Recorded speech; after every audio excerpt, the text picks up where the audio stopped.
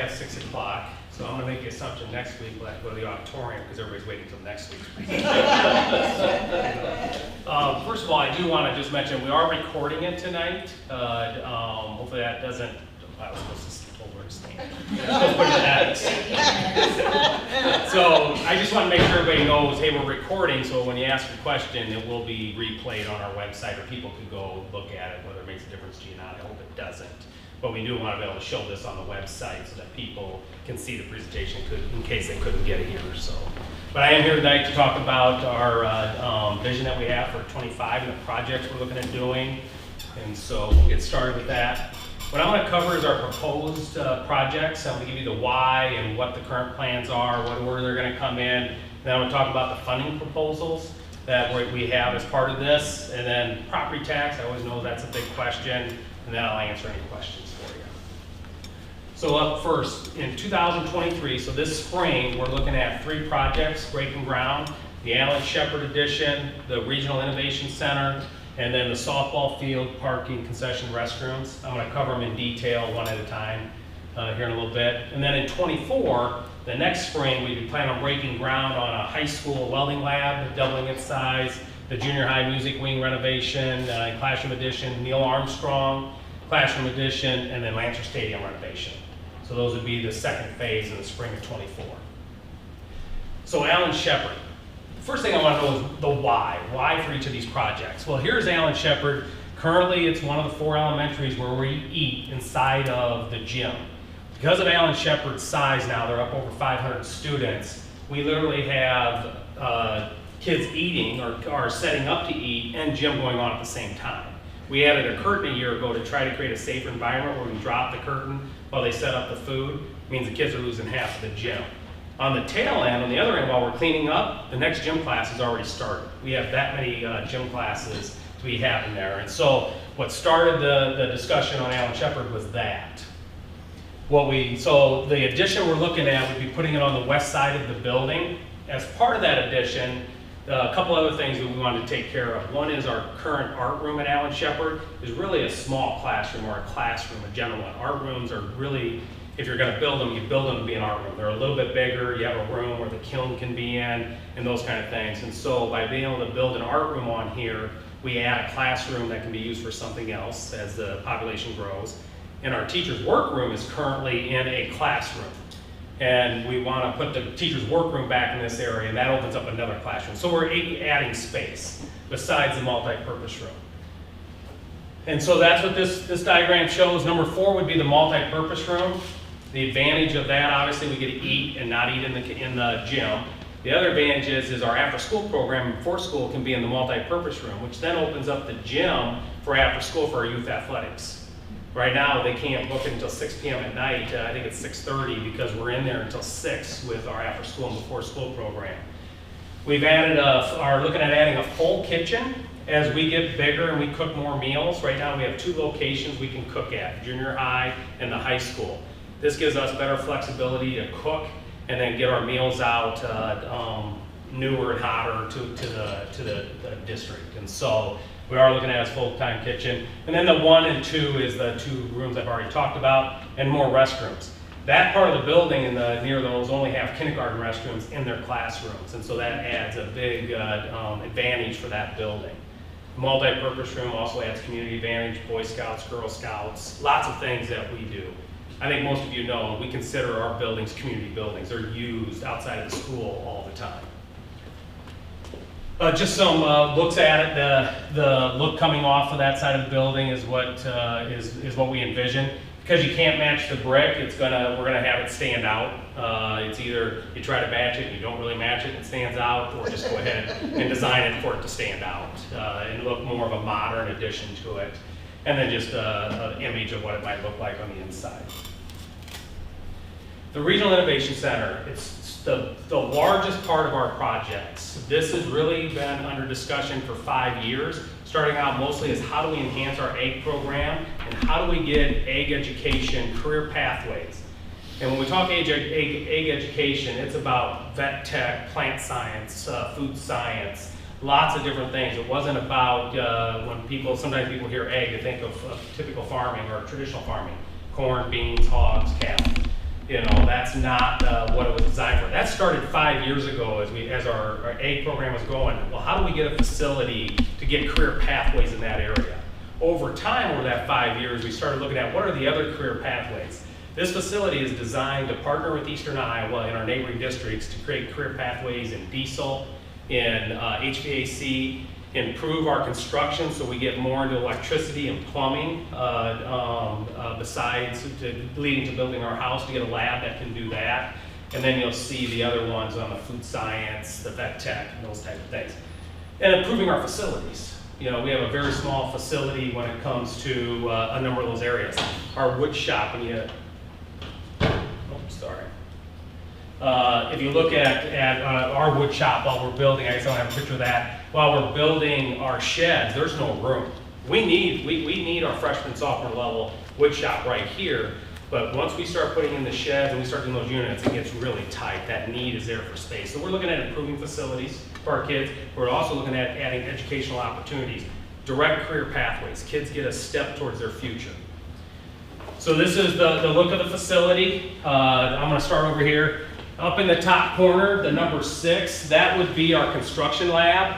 That would be putting a mezzanine in, so when we start teaching kids on how to drywall, do electricity, do the plumbing, it would be like they're building a house. So it sits above them, they can do all that up above, and then like they go to the basement and they can hook it all up. So it gives them that realistic look. It also gives us the ability to build the sheds in the middle. It gives us the space we need to have high quality construction classes and increase what we do before we build the house. Number 5 is diesel. Diesel is probably the one biggest draw for our region, because right now diesel is not a career pathway that high school kids have access to in any of our districts. Construction, they do have that at Davenport, and so that's enhancing our program. Diesel would be one that could draw kids from the entire area. And again, when we look at jobs that are needed, diesel, construction, all of these are hard to fill areas. Number 9 is a potential HVAC lab. We're working with Eastern Iowa. They have a 1-year certificate program right now that has a waiting list. And we feel like if we could get something started for high school students in HVAC, that would be a great, again, another program giving a kid a step forward to his or her career. Right here on this, the plant science, we have the greenhouse that would be attached. Part of that is having the head house, which is the workspace, but also, I mess up on the terms, the aquaculture, so hydroponics and fish, raising fish. It's expanding into that area. Expanding into having labs that are certified, so a certified room in which we could process not only food, but let's say we did chickens, we were processing chickens, then we could turn around and sell them. So it would have a certified kitchen, which would connect, yes, to food science and within our ag program, but also gives us the opportunity for culinary to grow the program and get a step towards Eastern Iowa's culinary program. Because right now we have a traditional kitchen. This would be an Iowa certified kitchen, so we can sell what we do out of there. And that could be for, again, culinary or for within the ag program. The center of it here is just general classrooms and meeting spaces and offices down there at 14 and 15. Number 2 up above would be an arena, one that we could use within our own setting, whether it's our FFA or ag, and then let's say they're doing weighing for cattle or something, they could use that for. But it's really designed as much for community use in Eastern Iowa. Eastern Iowa, every once in a while, gets contracted to train on new equipment. And when it's large equipment, they don't have the space to do it, so they either have to rent the space or find space, or do it outside of the Quad Cities. That would give the ability to bring in a combine, let's say, if they had a new head for a combine or something they need to demo to the farmers or anything else like that, you could do it. We could do craft fairs, we could do lots of different things in there. You could have a wedding meal in the 13 and a wedding reception in the arena. We envision that being used for so many different things, not only our school use, Eastern Iowa use, but community use, and really looking at how to grow that. Number 7 is the vet tech. Eastern Iowa and Muscatine has a vet tech program. very costly to get into. Ours would be the certificate program. It would be like the CNA, if you're familiar with CNA in the medical. Right now we offer CNA. We have 40 students a year take CNA now from us because we have a lab here, we can teach it. Well, the vet tech program we have is the CNA for animals. So it's that entry level, would be an entry level for any student who thinks, hey, I want to work with animals. As part of that program, we have small animal area where you could kennel small animals. You have a reception area where people could come and bring them in. So, you know, if staff said, hey, yeah, we'd let you take a look at our dog or do whatever they do within that program, no medical type of stuff, then you have to teach them also how to be a receptionist for those animals. It has that area. And then up in the number 1 corner is the large animal area that we can bring larger animals in. Our district, we don't plan on housing animals there, short term. So we might bring in, I keep walking out of it. We might bring in, let's say, a cow for 3 weeks because we have a unit that they're working on in animal science with a cow. If you're familiar with the Muscatine program, they actually house animals in their facility all the time. They rent out kennels or whatever for whatever you call it, for horses and things like that. That's not what we would look at doing. It's for short-term units. They come and they go for us. But in this entire facility, we're really looking at what are the career pathways that we can increase in our district to give kids opportunities. How do we partner with our neighboring districts and with Eastern Iowa? Eastern Iowa's committed $4 million towards this, so they're committed.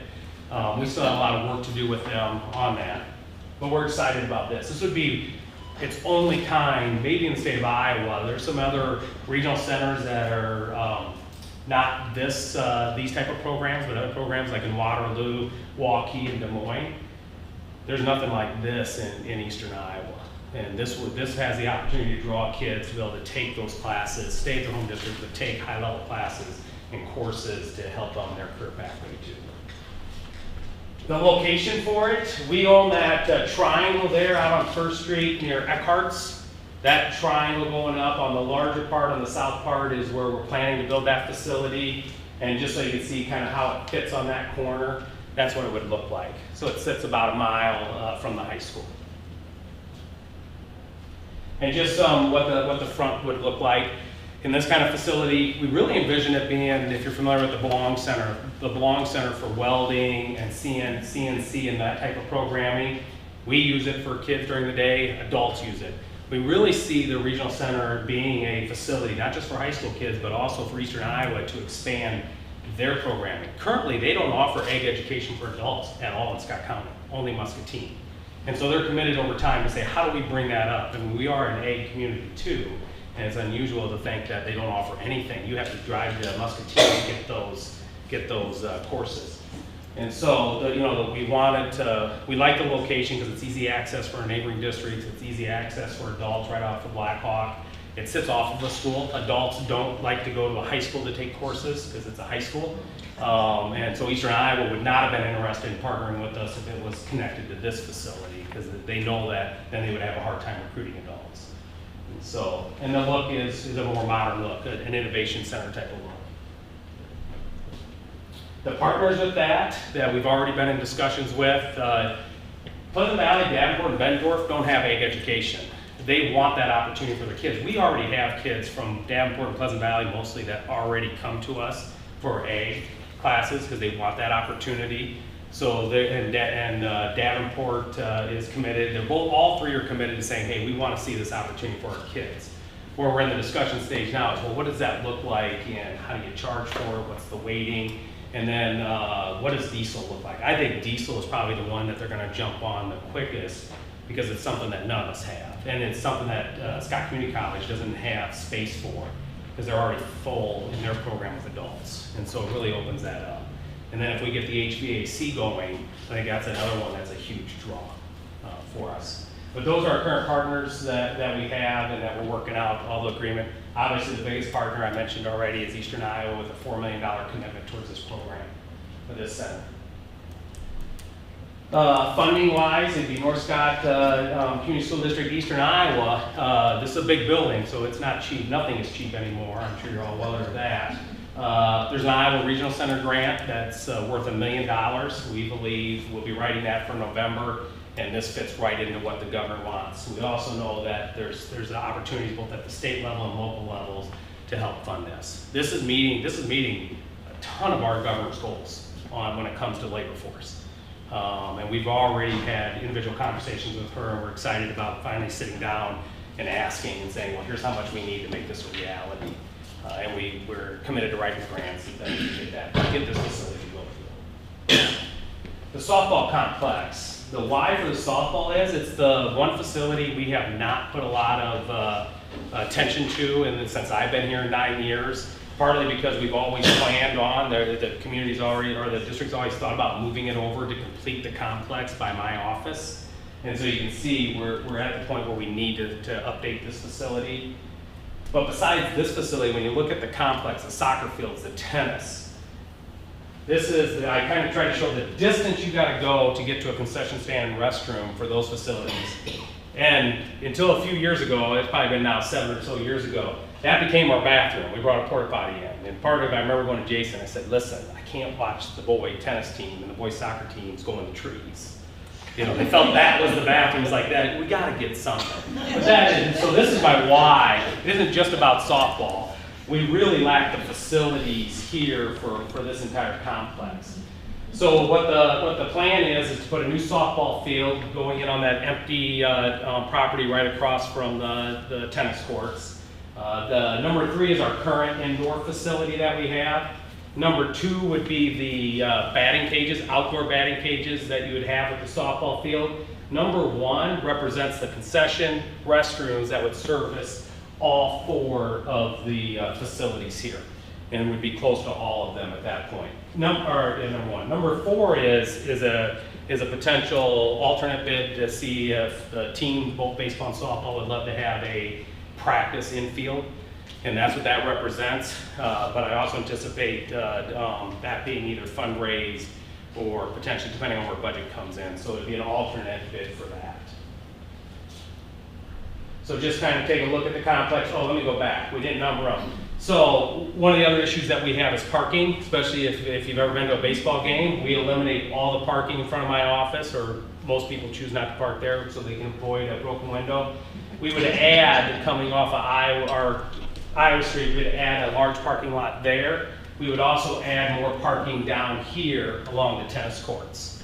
Because if you've ever been there where they overlap, softball, baseball, soccer, and tennis, that fills up in a hurry. And so there will be parking added to this. And again, just another look at what it would look like, the completed project. And the stadium would be right behind home plate, is what we're envisioning. So these 3 projects have been under design all summer and last spring, because in order to break ground in March, we have to be ready to be bid in January. So we've had committees, we've had the softball, we've had Booster Club involved in this one.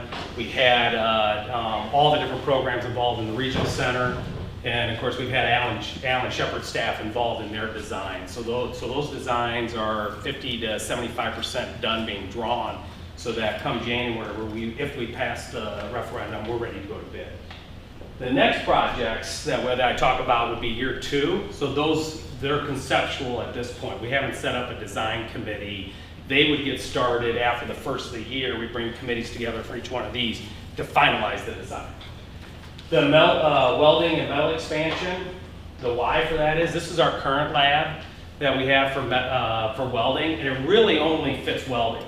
It doesn't get us a whole metals type of experience.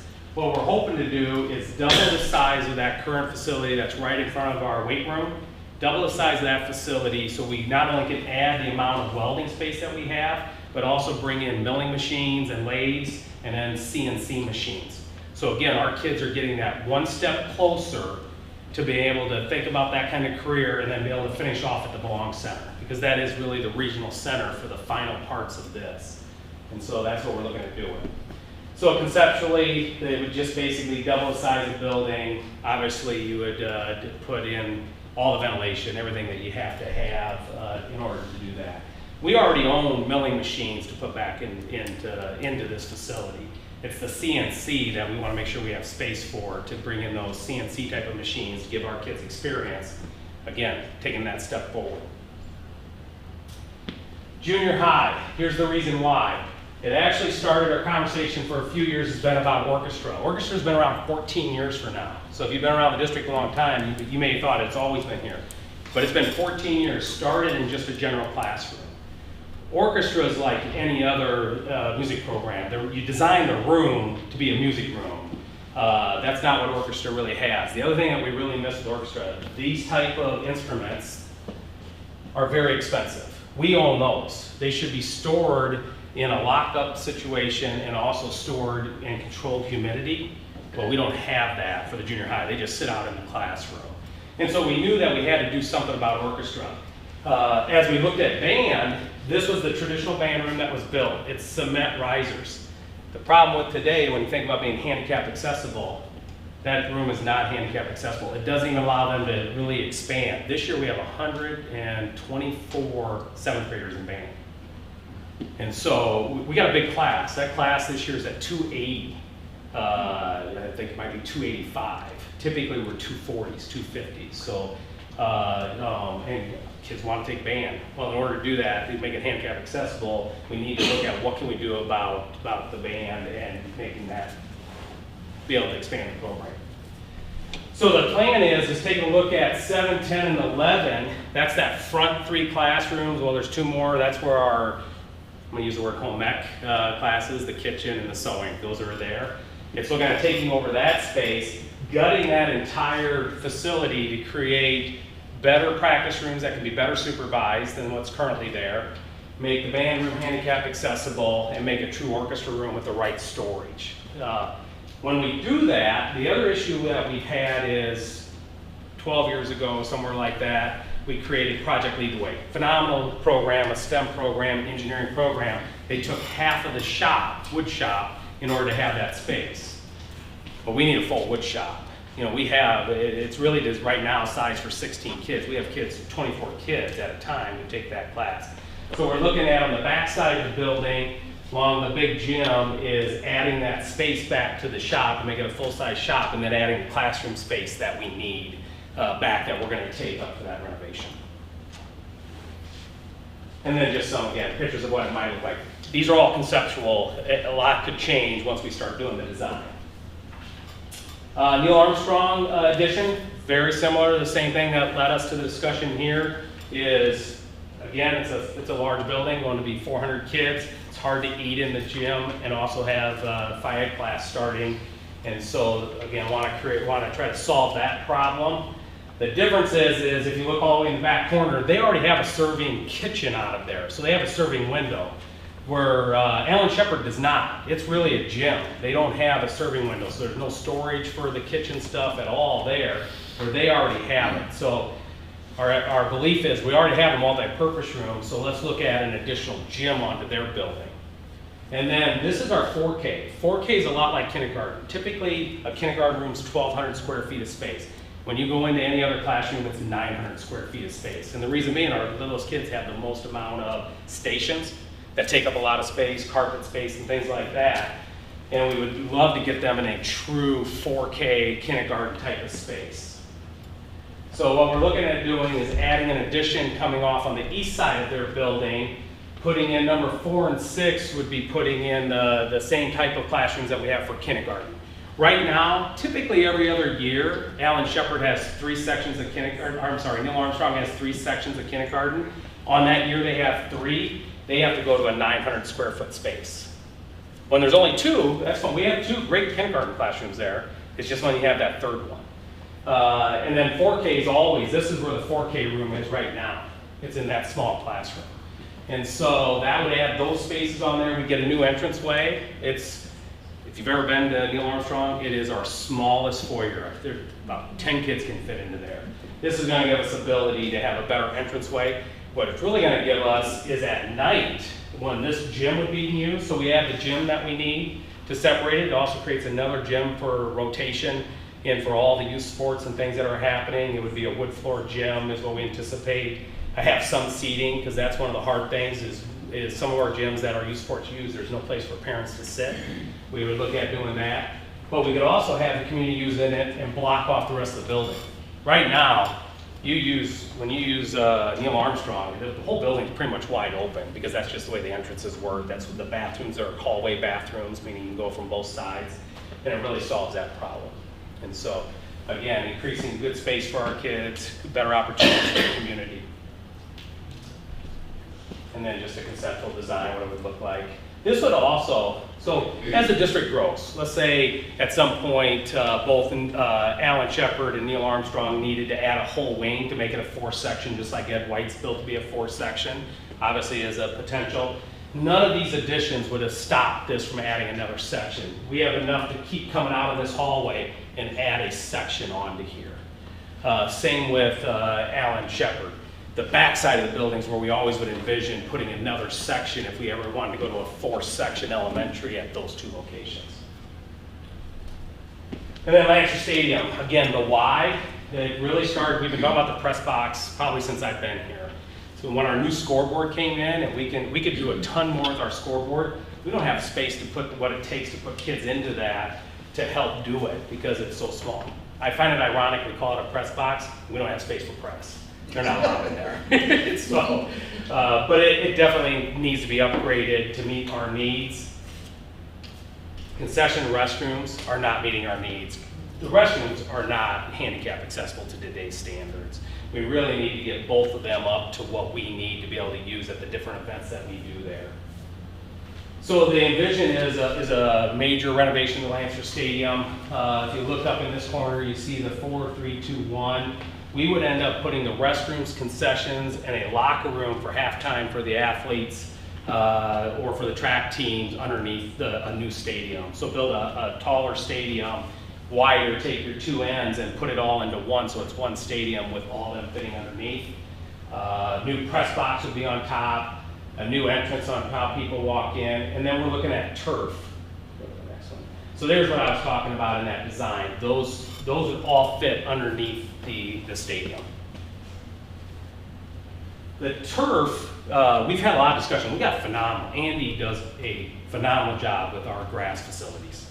We have, I would hold up our pitch and our football stadium grass. It's a lot of work. They are sand-based and they are a lot of work, which means we don't let people on them very often. So for example, Ed White wants to do a movie night. Even though we got that great scoreboard with the digital board, they can't go out there and lay on the grass, right? Because it might damage it because we're constantly maintaining it.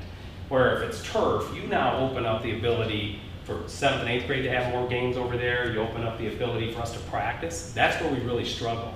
We struggle when our practice fields have too much rain or they haven't had any rain or they're frozen in the spring and we have to go to the Betplex and rent space until the ground is good enough for us to practice on.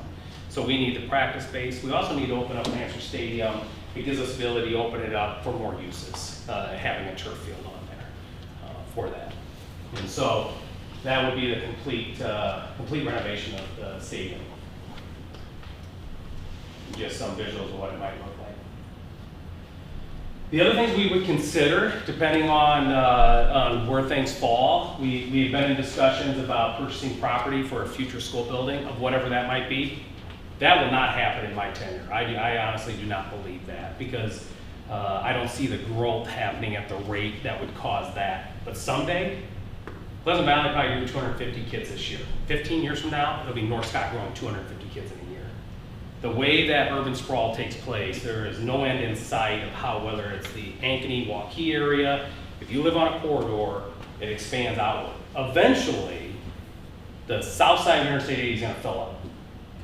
Everything north of that's us, and it's going to happen someday. It will not happen, in my opinion, the next 10 or 15 years, because when you still drive it, there's a lot of cornfields waiting to be built on the south side. They're going to have to fill up, or people are going to have to finally say, listen, that's too much, too many people, I want to come here, or we continue to incentivize people because we have the things that they want to come to build here, right here in the North Scott School District.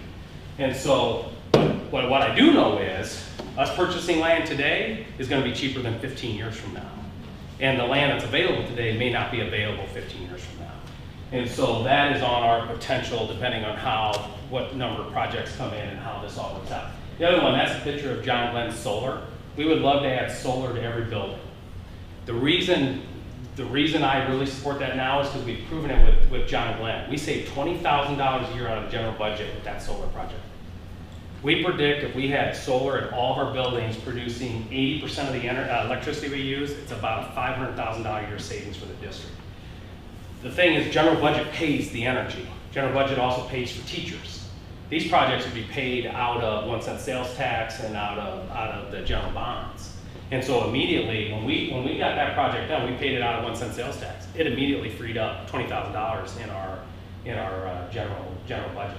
That helps go for everything else. And obviously, you've all read the paper, you've seen your own bills. Our energy bills have gone up. And so we would love to see start working on getting that in every one of our buildings. The regional center is already planning to have solar. We're trying to work in solar into that facility to lower down our monthly costs of that. So the funding proposal, we estimated to actually be less than $45 million, around $40 million. We're saying $45 million because we don't know what spring, when we bid it out, what are those projects are going to be. So we are asking for a cushion. If we don't need it, great. If we have money that we can purchase the land and do some solar, that's a decision the board can make later. But what I don't want to be is Clinton and Comanche school districts. Both had to reduce their projects because they budgeted for what they thought it would be, and that's all the money they got. And guess what? It didn't come in at that price. So now it's either you're making something smaller or you're doing one less project. And we don't want to put ourselves in that position. We're looking at $25 million coming from the general bonds. That's the election on the 13th. The other $20 million would come from bonding against our 1 cent sales tax. The 1 cent sales tax, we call it SAVE. It was extended until 2049. So we have the ability, the board has the ability to say, okay, we know what that revenue is going to be. We can bond against it and then generate it. We did that a few years ago when we did the addition to the high school, to the junior high, and Ed White and Alan Shepard. That was a bond that's done in 2029 against the 1 cent sales tax back then. We're now in a position to do that again. None of this bonding puts our district in jeopardy of future boards not being able to do something else. We have the capacity as a district to bond like $300 million. It's a large amount of money. And some districts get themselves in a position where they bond everything against SAVE and Pebble and then maybe against their valuations. And then all of a sudden something 5 years later comes up and they're like, well, we have no money to do it. Michael Klein, who left here, went to North Pole. That's his issue. He showed up as a superintendent. They have a growing population. He needs to do some stuff, but the previous board and superintendent bonded them out. So now he has to sit and wait for valuations to either grow and pay down some of the bonds and has to get creative on how he can do this. We don't come close. Future superintendents, future boards put us in the position every year that we have $1.5 million in SAVE every year to do projects in the 1 cent sales tax.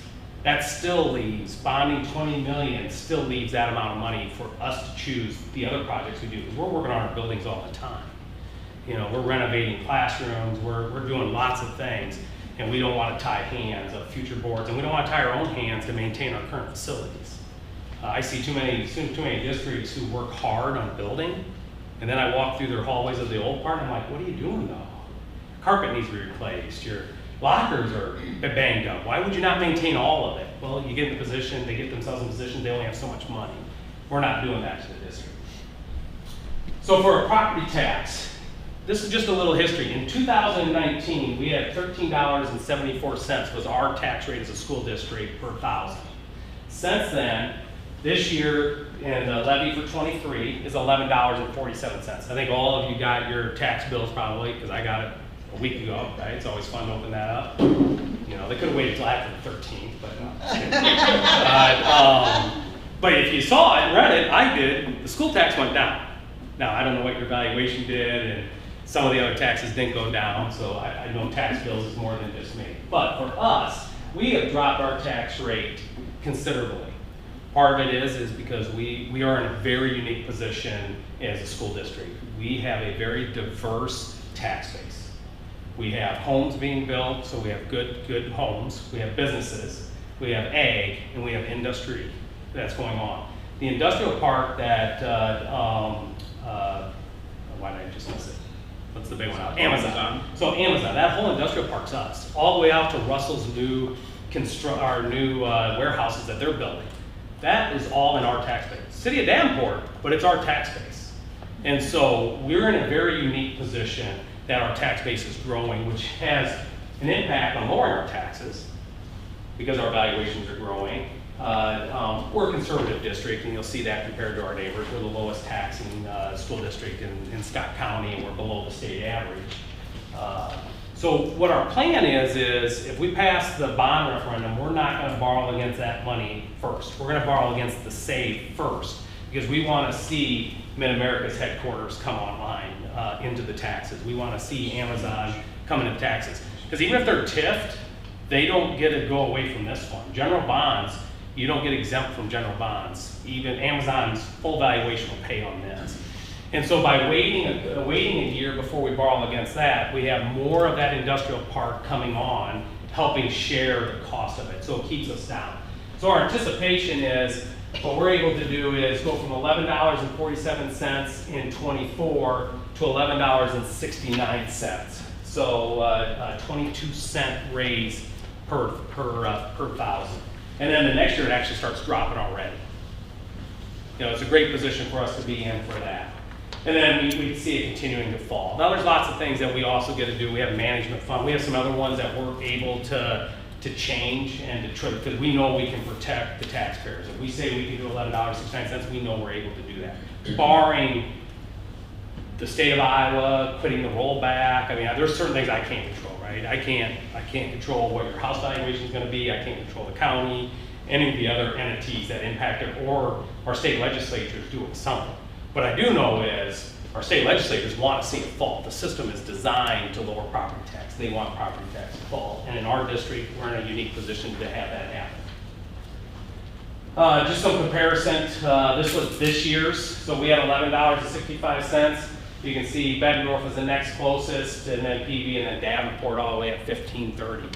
They also, like for Pebble is another tax, property tax that we do that helps do the buildings. It gives the one-to-one technology, buses and things like that come out of Pebble. We don't tax to the max for Pebble.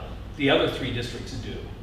And so the one tax we have they don't have is the Pearl for the Y. So even with that extra 13.9 we have, we still are the lowest in the county. And if we pass it, we will still remain the lowest. That's not going to change.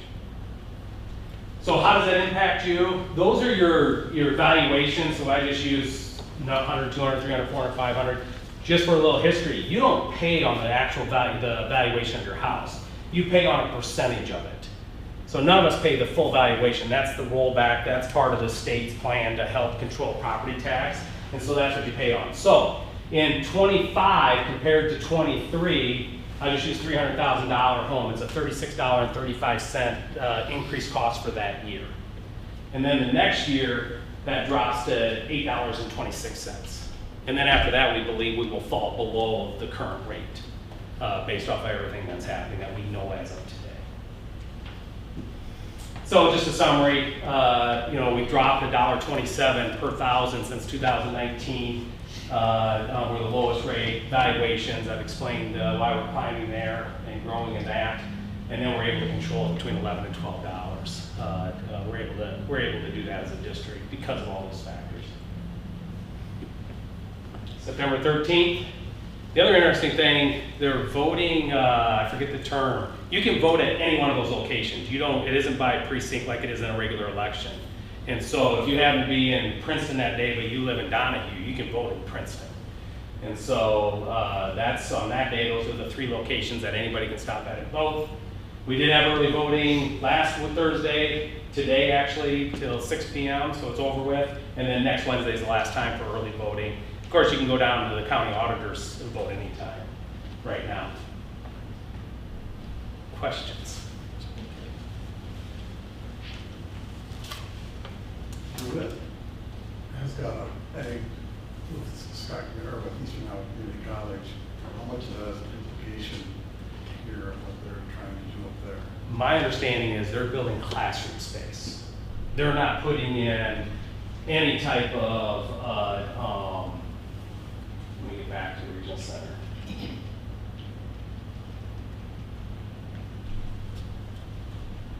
When you look at the specialized place, they have nothing like any of this that's going on. It's more classroom space so they can bring more kids in and share within what they currently do in A. This is an expansion to what we do. This is setting up our kids to either have a certificate opportunity, or what we're really working hard is that our kids can go to Iowa State with transfer credits. And that's one of the things we're pushing Scott County, our Eastern Iowa Community College on. Right now, their A program is very traditional. It's about farm management and some things like that. Where if we were with, out of Cedar Rapids, their community college has direct pathways to Iowa State University to different programs. And so that's what we're looking at developing. I don't think it's a duplicate. I know they said they added an A career pathway, but I've never heard what it is other than its classroom space, is what they're building. So we should try and partner with Eastern Iowa Community College. What's limiting them on not kicking more in, I guess, is that? So, well, they have a new chancellor, so that's being a challenge for us.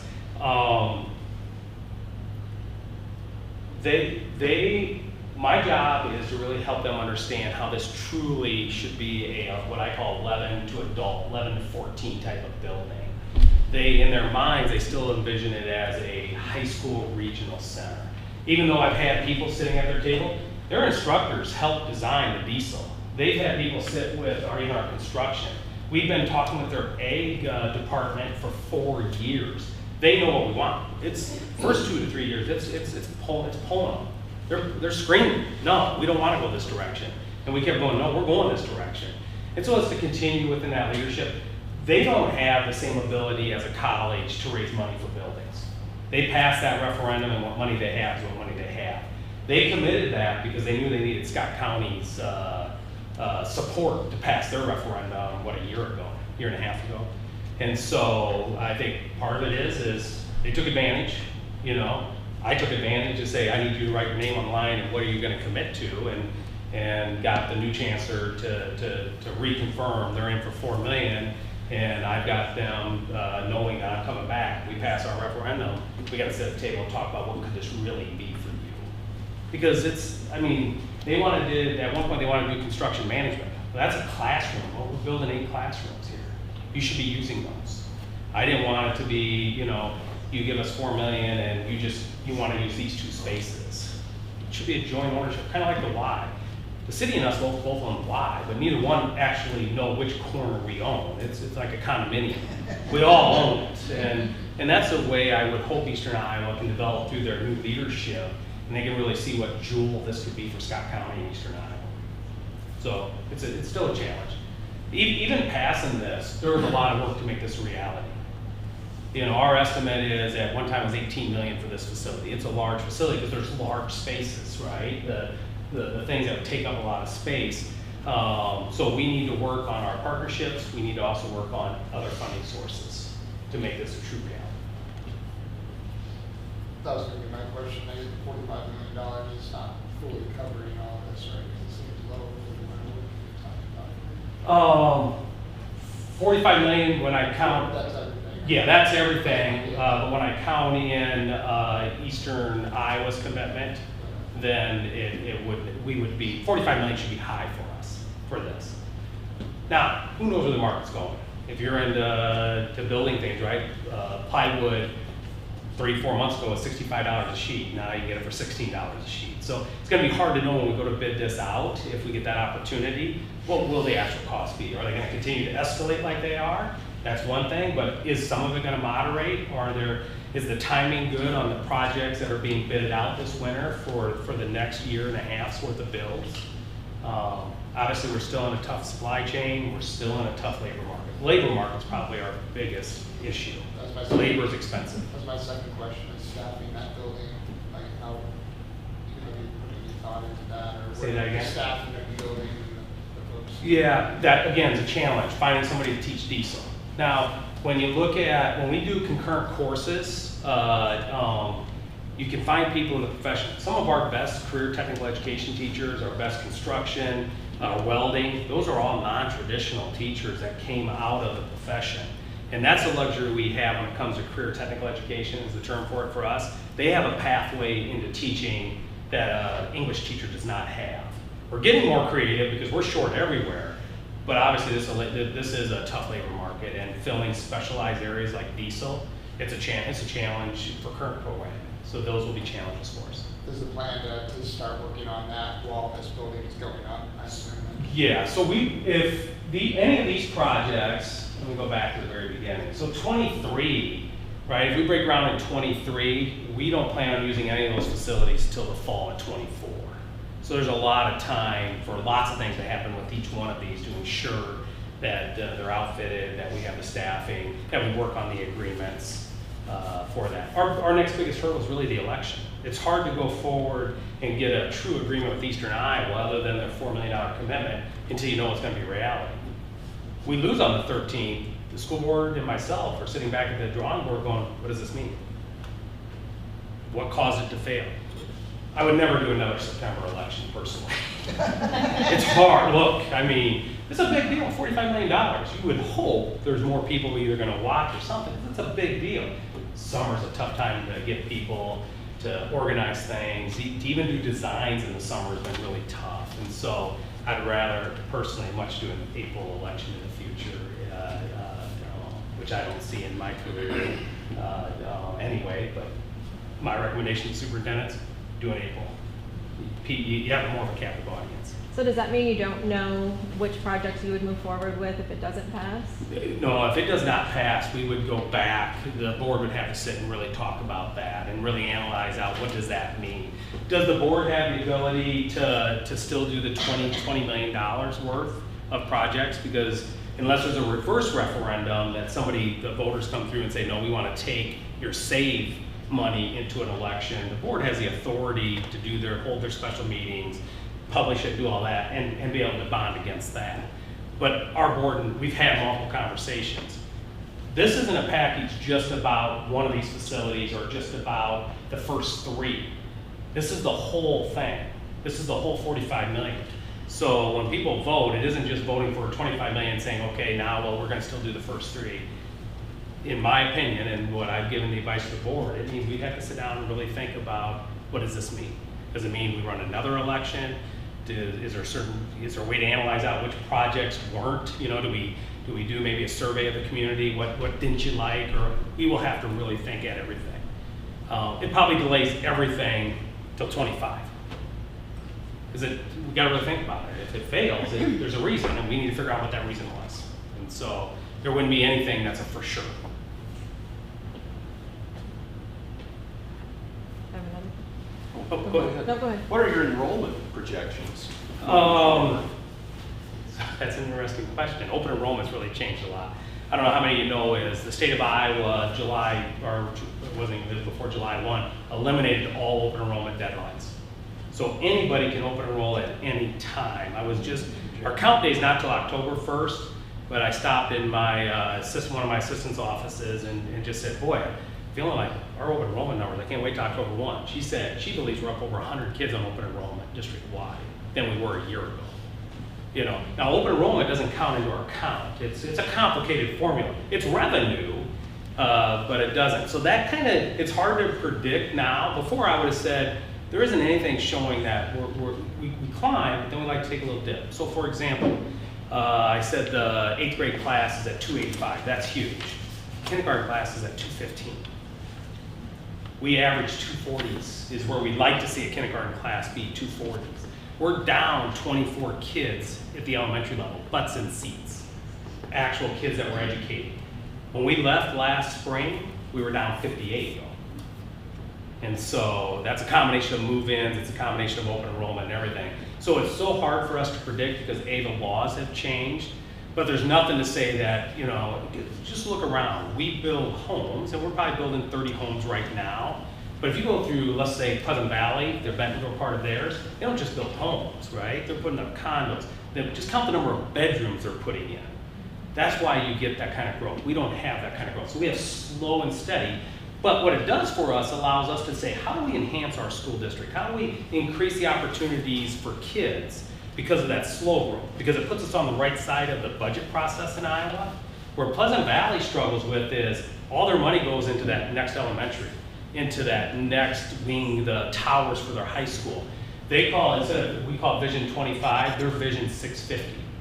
What do we need to do to be ready for 650 kids in a class? So they're looking at a high school of over 2,000 kids. So their problem is their money, they're not keeping up in revenue to actually do all the buildings that they do if they're gonna start growing 250 kids a year for the next few years. They're gonna eventually have to go to bond for that. They're also having a hard time, I think, maintaining other things because their money's going to new. We're in that unique position. It's a slow growth for us. Someday it will change. I truly believe that. Could be 15 years, but you know, we will probably be up on count this year, but last spring I would have said we'd have been down. Being down 58 kids at the elementary level, because at one point it was a 205, and we lost a 262 class. You know, but then I didn't realize open enrollment was going to have a dramatic change. And the only way you deny open enrollment is on space. So we have a ton of elementary sections that we don't enroll kids into because we've already, once they hit 22 at the lower elementary, then we don't let open enrollment into that and that kind of stuff. So space is the only reason to deny. Or you don't have a program for special ed. You have special ed space or programming is not available. Otherwise, if you have space, you have to accept it. You don't just get a look at any factor other than space. So it's hard for me to predict. Yeah. Has there, I came in a few slides late, so was there any like study or anything done to see like if this is going to be something that will be utilized? I know it'll be utilized, but that it's the best for the district? I think I saw 60,000 or 80,000 square feet, but I have 2 high schoolers, and I think these classes would probably be junior, senior level. So it seems like a really large building for possibly 100 to 200 students. When we do have really large classes, or building, and I know I heard some of the junior high kids were short on lockers, and if we are going to keep getting larger class sizes and have our biggest high school years coming up, how's that gonna? Should we be putting our money into the those buildings where we have the majority of our kids? Yeah, so I'm going to answer the first. So a lot of the design is based off of, I'll get back to the picture, is based off of what career pathways, right? So the amount of space is that. It started 5-6 years ago about how do we have better ag offerings. And so it was what do we do, what are the facilities? Then it's grown into where are the career pathways? Because if you really look at what Iowa has done for skilled labor and the direction we've been pushed is, it shouldn't be just about a school anymore, it should be about the region. And so a lot of the studies have been done, or a lot of things we've been looking at is, what is that skilled labor we can help fill? What is that step forward we can get our students access to? And then a lot of it is this facility can't just be for our high school. We wouldn't build it for that. It has to be a regional center, and we need Eastern Iowa also educating adults into that. So the concept has been is, how does this become a community facility for Eastern Iowa? I did hear you say that, but like as a parent of 4 kids in the district, I don't care if you make money hosting a wedding at that center. I care my kids have 30 kids in their class, don't have a jersey because they ran out, don't have to share a locker because we don't have enough space. Like as a parent, that's important to me. I mean, I agree everybody needs to do their part for the community, but I just wondered if someone came in and did a study and said, absolutely, North Scott, this is where you should spend $20 million. Based off of just what I said is what, so it's what, more like what our plan was. Not me, just the board. Me specifically. Yeah. Well, our departments, our principals, Okay. lots of different people were involved in it. And so it does. Now, you obviously have a 7th grader. I had 2. 2 7th graders. That one has caught us off guard, partly because we would never anticipated going to 285. That class, when they hit high school, well, I will guess now will be 300. We had to plan on that being a 300 class. Now that one and the class behind it will be right now anomalies. Then we're going to drop back to the 240s and 250s because even growing by the 20s that they'll grow by won't get them to this level. Right. It just happens to be our 7th grade is our largest class, and the 6th grade right behind them is the largest. The downfall is when they leave the elementary, this year we shrunk 24, next year more than likely we're going to shrink another 24 and be down sections of that too. But as they grow into high school and you get 300, is more opportunity. We have more kids that will need more opportunities to select from too. And so I'm not sure I'm answering your question, but I don't see us being consistent 300 at all of our grade levels for 10 or 15 years. There's nothing that would indicate Right, and I that's gonna get be the that. case. That was just an example because it just happened to unpack your back, or the night before. Yeah. I just see it as a very large building that a very small portion of the district will use, and I don't want to discredit anyone in those fields because I have a child that could benefit from the Yeah. trades, and I've actually subbed in the trades building today, and the classroom is very tight. Yeah. So, but Yep. I just wondered if anyone had studied it. and- We've had Can I that jump talk. in, Joe? Yeah, go ahead. Yeah, so this does allow us then to kind of hit some of the concerns that you had because as we, like industrial tech right now, we're getting up to 30 in the class, which really isn't safe anymore, Right. right? Was in it, yeah. And so what we were looking at was either, are we gonna expand over in the brown buildings over there? What we found out is if we expand over in the brown buildings across the street, then we have to, it actually is gonna cost more than adding on to building new. And so what we have here provides more opportunities for those kids. And to say a small percentage, I don't know, it's about 50% of our kids are in, one of these areas right now. Some of them taking more classes than others, some might just be taking one. But this then would allow us to use other facilities here when more seniors are going and juniors are going out there. But can you have freshmen going out there if some of them don't drive? Right now we're not. We have talked about, is that a possibility of moving the entire, like say ag, we wouldn't move all industrial tech out there because the machines we have here are good for lower level.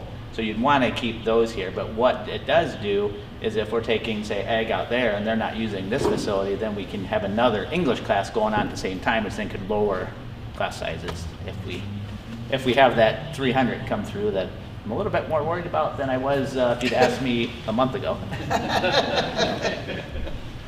What percentage of kids did you say participate in this? Between all of those, I'd say we're about 50% probably. At one point of, trying an ag class or trying industrial tech. Diesel's new, so I can't really predict that one right now, but we do have like automotive, and so if you add all of those together, it gets up to about that. But there are certain kids that take more classes out there than just this. One thing that's hard to predict, I give the example of CNA. Before we offered CNA on site, we had usually about 3 kids a year. Yeah. Go to Eastern Iowa and take CNA. Now that we actually have it where they can get to it, what was our number? We have 30 this year. 30 kids part of CNA. And so some of it you just can't predict because if you really don't have access, you don't know. That's where diesel we would know. If we get the HVAC, we just don't know what would that look like. But we also know they're specialized enough and high enough level. It's probably just not our district filling the program either. That's why it's a regional center. It's given opportunities to the region. Yeah. I'd like to commend you on the Regional Innovation Center. When this started, everybody heard about the agricultural center and that kind of thing. Having been around high school kids for probably the last 15 years at the graduation parties, I heard everybody in the beginning talking about going to college. Now I'm hearing these kids talk about exactly what you're talking about. I want to go into plumbing, I want to go into industrial, I want to go into welding. I mean, John Deere has a phenomenal need for welders. And that's what the parents and the kids are talking about is where's my path of where I'm going to go and get a job, because $100,000 worth of college debt is not always the best thing. Maybe for some kids, but not all. Yeah, I think but that's going to hit a deal that we need to hit. Yeah, I agree. For us, I always say this: we want to give a kid, any of our students, one step forward to whatever that is for them. Because a high school diploma today is no different than a high school dropout to be employed the rest of your life it was 20 years ago. A high school diploma isn't even the entry level anymore for a lifetime job and a career. And so whether you want to do a certificate program, you want to go into a 2-year program or 4-year program, we want those opportunities for all of our kids. And so, and I think education overall, and we get a bad rap as, oh no, it's all about 4 years, it's all about 4 years. Well, it hasn't been about 4 years for a long time. And if you look at our district, we offer a lot. We can do a lot more, absolutely, and we want to be able to do that. And this facility helps a lot in multiple directions for us, for that. Does that airplane deal that's going, I understand they've got 3 kids that have already got jobs offered from it? Could be. That's a club between us, Pleasant Valley, and Bettendorf, so I'll call it a club. Yeah. Right now, we have an aviation, building an airplane, if you're not aware of that. That we give space out in our transportation facility or warehouse out there. And that may be true. Shane might know more than I do. Well, and We have lots of kids who are involved in it. I don't know the number of who've been offered, but I know they've been trying to recruit them out there. There's been a push to have a curriculum it's available and it's free and it's exciting, but that could be in one of the rooms out here as well. Well, that's what I was wondering, whether it ever transitioned to over there, but that's a neat program. I mean, neat things happening out It's there. incredible how, well, building a plane, think about that. It's not my forte, but it's interesting. When you think about, for the district, our strategic plan, 2 of the big pillars that we do is opportunities for kids. You know, we're always looking at how do we increase opportunities for kids within the school district. That's something we look for. And partnerships, right? We truly believe when we say we want North Scott to be a place where people choose to live, work, and learn, right? That's why we've invested in our facilities and class. That's why this was added on. That's why we are partnered in the Y, because we feel that the more we can attract people, the more we grow, the more opportunities we give for our kids. And that's all of the things we're doing is opportunities for our kids, it's better space, and then it's also hopefully better use for a community. You know, like I said, we open up gym space. As much as, we have tons of gyms, don't get me wrong, and I know you'd say, well, man, how many more gyms do you need? There's still a lottery to get a gym space in the wintertime, and so, you know, there's just lots of things that we open up and create throughout all these different projects. If PB or, if like a student, if you have some students from another district that want to take advantage of it, how much does funds come with that, or Yep. do they have to enroll out here, dual enroll, or how does So how we does it benefit tuition, this? them if they stay. What's been happening in ag, we've already been getting PB, Davenport students for ag. What tends to happen, if they get really involved in FFA, they end up open enrolling, and now we get all their money.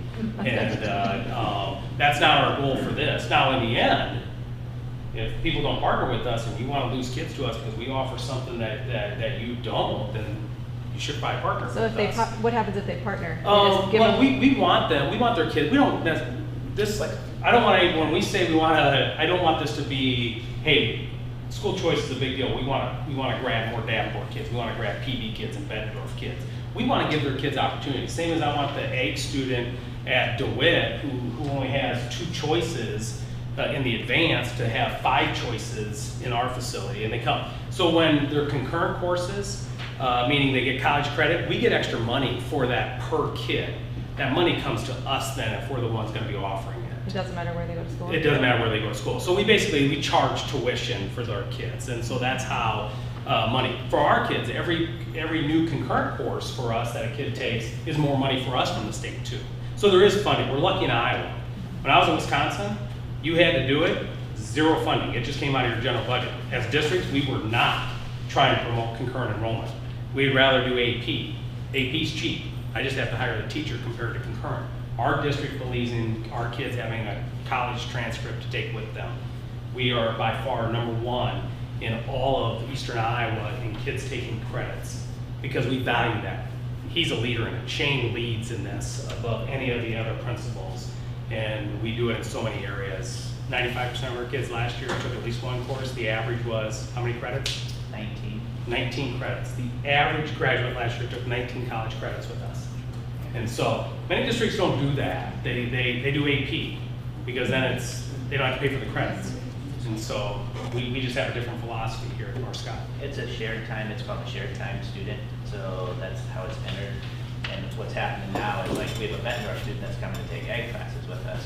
Well, they're on 4 block, so they are taking an English class with us at the same time.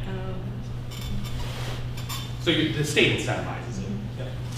Other questions? Who do you plan staffing and what kind of headcount is that innovation center going to require going forward?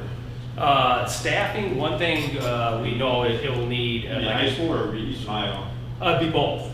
It'll be both. So like the diesel staffing will be an adjunct professor. Some adjunct professors we employ, many of them they're ours, and we're just paying for the credits. I think a really good deal for Eastern Iowa. They get paid to give a transcript.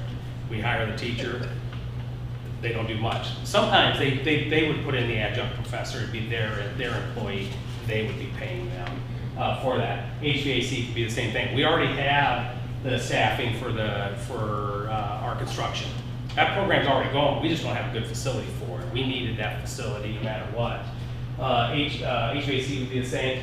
Our ag, depending on the growth, right now we have the staff for it. There would be adjustments made, because right now we share, our ag teacher also teaches some science, and so things would get adjusted there.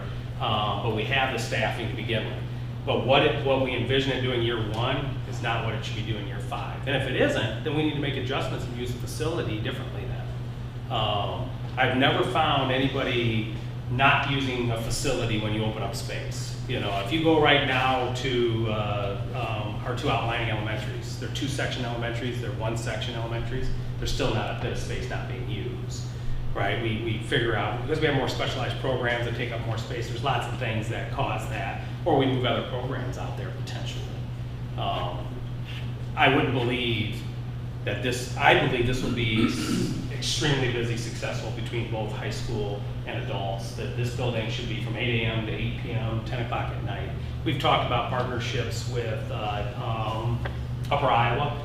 Upper Iowa rents in a strip mall off of Kimberly, and they're teaching. We have a new program for students and some of our associates to get teaching degrees, and talk to them about, would you be willing to partner and lease and teach those classes, teach your college courses out of here. And so we'll be looking. Iowa State University wants to partner with us and see what they can do, because they want that pathway to their A programs. And right now we have a teacher pathway. We're one of the 2 schools in the Quad City area that has that. We started last year, had 14 in it, and now we have 23. And we don't really have a room for those kids. And if it keeps growing, then I see us using this for our juniors and seniors for that pathway as well.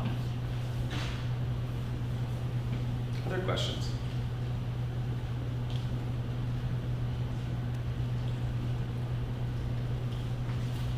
What's the arena So the arena is for originally started out, obviously it was an ag facility, and so it talked a lot about how our ag and FFA programs can use that arena. But we also didn't want it to, we visited a lot of places, like Muscatine has something like that, but it's a dirt floor. And we talked about, I talked earlier about when we met with Eastern Iowa, they talked about how they get these contracts to train people, but there's no big facility to do it in, or a large facility to do multiple different things. The doors are big enough that both in the diesel isn't just for semi-driving diesel.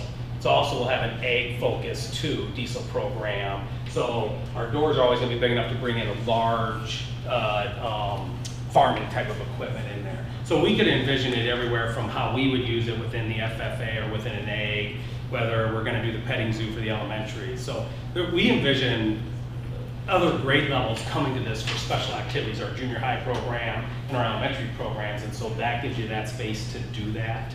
Right now, like our FFA banquet's done out at St. Anne's, and we would envision those kind of spaces would start being used for that, banquets and things like that too. So it's a wide variety of stuff, everywhere from our ag program to hopefully Eastern Iowa training people and everything in between.